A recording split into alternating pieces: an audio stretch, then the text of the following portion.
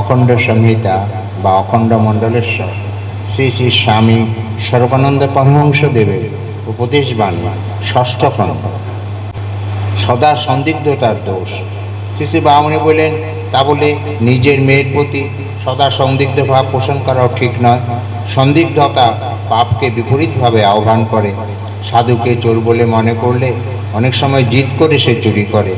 সে ভাবে চুরি না করেও যখন লোকের কাছে চোরই হয়েছি, তখন আর চুরি করলে কী দোষ হবে? চুরি না করার যে কৃতিত্ব, তার জন্যই লোকে সাধু থাকে, তা তো নয়।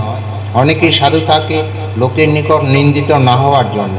এইরকম সাধুদের সংখ্যা জগতে খুব কম নয়, বরং এদের সংখ্যাই খুব বেশি। সুতরাং সাধু থেকেও যখন অসাধু অপবাদী পেতে হলো, তখন আর অসাধু কাজ করবার বাধা কি? এইরূপ মনোভাব দ্বারা পরিচালিত হয়ে অনেকে জিদ করে পাপ করে, অন্যায় করে। অতএব ছেলেমেয়েদের প্রতি কোনো পিতামাতারই সন্দিগ্ধ ভাব রাখা উচিত নয়। এমনকি কোনো ব্যাপারে সন্দেহের কারণ আছে বলে মনে করলেও সন্দেহের ভাব বাইরে প্রকাশ করা আদৌ উচিত নয়। কিন্তু দৃষ্টি রাখতে হবে খুব সজাগ। চোখ বুজে নিশ্চিন্ত থাকলে চলবে না। চোখ বুজে যারা থাকে, দুঃখ তাদের পেতে হয়। নারীর পতনে সমাজের ক্ষতি। শ্রী শ্রী বামুনি বলেন, একটি মেয়ের অধঃপতনে শুধু যে তার পিতা মাতারই দুঃখ বা লজ্জার কারণ